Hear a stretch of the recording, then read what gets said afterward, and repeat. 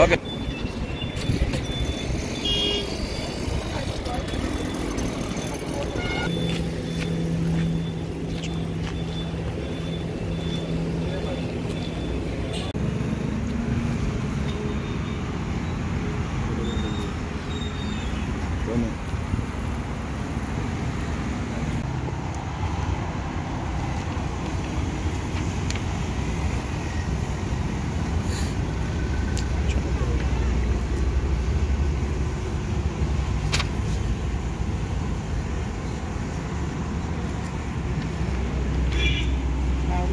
Photo నిన్న శ్రీకాకుళంలో ఇట్లా చెప్పులతో కొట్టి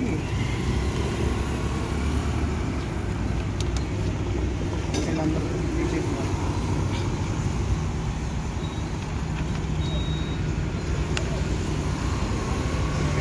లేదు. రాహుల్ గాంధీ గారు లీడర్ ఆఫ్ పార్లమెంట్, ఎంతో ఉన్నతమైనటువంటి కుటుంబం నుంచి వచ్చినటువంటి వ్యక్తి. ఆయన భారతదేశ ప్రజల్ని ఐక్యంగా ఉంచడం కోసం, అండగా ఉండటానికి ప్రజలపైన జరుగుతున్నటువంటి దారుణాలని పార్లమెంటులో ప్రశ్నించడమే కాదు, ఇతర దేశాలకు వెళ్ళినప్పుడు కూడా అక్కడ ప్రజలు అడిగినటువంటి, మన భారతీయులు అడిగినటువంటి ప్రశ్నలకు కానీ కాన్ఫరెన్స్లో సహజంగా మీడియా వారు అడిగే వాటికి ఆయన ఏం చెప్పారు, భారతీయ జనతా పార్టీ వల్ల ఎంప్లాయ్మెంట్ లేదు, యువత అందరూ కూడా ఈ రోజున ఉద్యోగ అవకాశాలు లేక ఇబ్బందులు పడతా ఉన్నారు, 2 కోట్ల ఉద్యోగాలు సంవత్సరానికి ఇస్తానన్నటువంటి ప్రధాని మోడీ 2014 నుంచి కూడా ఇప్పటివరకు కూడా మోసం చేస్తానే ఉన్నారు అని మాట్లాడితే, ఈ రోజున భారతీయ జనతా పార్టీ ఆర్ఎస్ఎస్ వారు భయపడిపోయి రాహుల్ గాంధీ గారికి పెరిగినటువంటి ఇమేజ్ను చూసి వాళ్ళు మైనారిటీ గవర్నమెంట్లో ఉన్నారు, ప్రభుత్వాన్ని కాపాడుకోవడమే కష్టంగా ఉంది.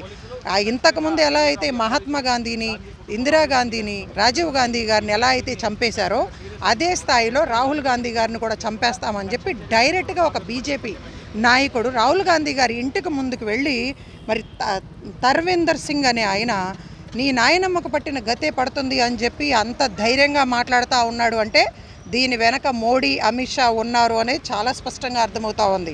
అదేవిధంగా శివసేన ఎమ్మెల్యే, ఆ బీజేపీకి అనుకూలంగా ఉన్నటువంటి వ్యక్తి నాలిక కోసి తీసుకొస్తే 11 లక్షల రూపాయలు రివార్డు ప్రకటిస్తూ ఉన్నాడు అంటే ఎంత దుర్మార్గంగా ఈ భారతీయ జనతా పార్టీ వాళ్ళ తొత్తులతో వ్యవహరిస్తూ ఉందో అర్థం చేసుకోవాలి. నిన్న ఒక నాయకుడు అయితే రాహుల్ గాంధీ గారిని తీవ్రవాది అని చెప్పి సంబోధిస్తూ ఉన్నాడు. నిన్న శ్రీకాకుళంలో బీజేపీ నాయకులు అందరూ కలిసి రాహుల్ గాంధీ గారు లీడర్ ఆఫ్ పార్లమెంటు ఆయన ఫోటో పట్టుకుని చెప్పులతో కొట్టి కాళ్ళతో తొక్కుతున్నటువంటి సన్నివేశాలు మీడియా ద్వారా చూసాం. ఇవన్నీ కూడా ఆంధ్రప్రదేశ్లో ఉన్నటువంటి కాంగ్రెస్ పార్టీ నుంచి నేను పద్మశ్రీ ఏఐసిసి మెంబర్ని, రాకేష్ రెడ్డి గారు ఏఐసిసి మెంబర్, ఇద్దరం కలిసి డీజీపీ గారిని కలిసి ఎఫ్ఐఆర్ నమోదు చేయమని చెప్పి కంప్లైంట్ ఇవ్వడం జరిగింది. డీజీపీ గారు అందుబాటులో లేకపోవటం వల్ల ఐజీ శ్రీకాంత్ గారిని, అదేవిధంగా డిఐజీ షంటిల్ కుమార్ గారు ఇద్దరు కూడా మాకు చాలా ఓపికగా మా సమస్యను విని ఎట్టి పరిస్థితుల్లో ఎఫ్ఐఆర్ నమోదు చేయండి సార్ అంటే తప్పనిసరిగా మేము చర్యలు తీసుకుంటామని చెప్పి హామీ ఇవ్వటం జరిగింది.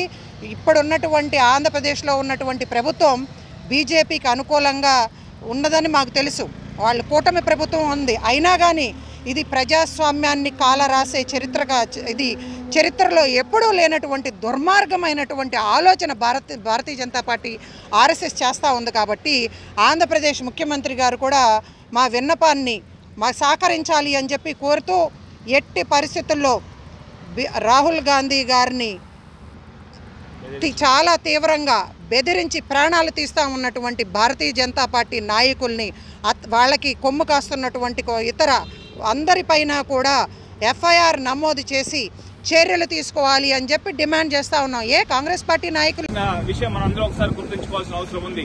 ఇవాళ అదే తరహాలో ఈ మత ఉన్మాదులు, ఈ బీజేపీ ఆర్ఎస్ఎస్ శక్తులు ఇవాళ మళ్ళీ రాహుల్ గాంధీ గారి నాలుగు చీరేస్తాం, దానికి 11 లక్షల రూపాయలు రివార్డు ప్రకటించి అదేవిధంగా ఢిల్లీలో ఇవాళ ఒక ఇందిరమ్మ తరహాలోనే ఇందిరాగాంధీ తరహాలో నిన్ను కూడా హతమతిస్తామని చెప్పి కూడా బీజేపీ నాయకులు పేర్కొనడం అంటే ఖచ్చితంగా అమిత్ షా మోడీ కనుసన్నలోనే ఇదంతా జరుగుతా ఉందని కూడా మేమందరూ కూడా భావిస్తా ఉన్నాం. ఖచ్చితంగా చిన్న ధర్నా చేస్తేనే కేసులు పెట్టేటువంటి పోలీసులు మన leader of the opposition, parliament leader of the opposition ని ఇలా బీజేపీ నాయకులు, ఆర్ఎస్ఎస్ నాయకులు, శివసేన వర్గం నాయకులు కూడా ఇవాళ బెదిరిస్తా ఉంటే చూస్తూ నిమ్మకు నీరెత్తినట్టు చూస్తూ ఉంటున్నారంటే ఎంత దయనీయ పరిస్థితుల్లో లా అండ్ ఆర్డర్ ఈ భారతదేశంలో ఉందో కూడా ప్రజలందరూ కూడా ఒకసారి గమనించాల్సిన అవసరం ఉంది.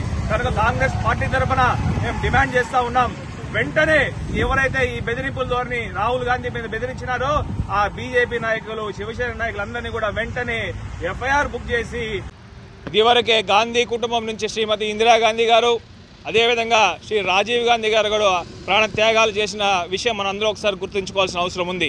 ఇవాళ అదే తరహాలో ఈ మత ఉన్మాదులు, ఈ బీజేపీ, ఆర్ఎస్ఎస్ శక్తులు ఇవాళ మళ్ళీ రాహుల్ గాంధీ గారి నాలుగు చీరేస్తాం, దానికి 11 లక్షల రూపాయలు రివార్డు ప్రకటించి అదేవిధంగా ఢిల్లీలో ఇవాళ ఒక ఇందిరమ్మ తరహాలోనే ఇందిరాగాంధీ తరహాలో నిన్ను కూడా హతమతిస్తామని చెప్పి కూడా బీజేపీ నాయకులు పేర్కొనడం అంటే ఖచ్చితంగా అమిత్ షా మోడీ కనుసన్నలోనే ఇదంతా జరుగుతా ఉందని కూడా మేమందరూ కూడా భావిస్తూ ఉన్నాం.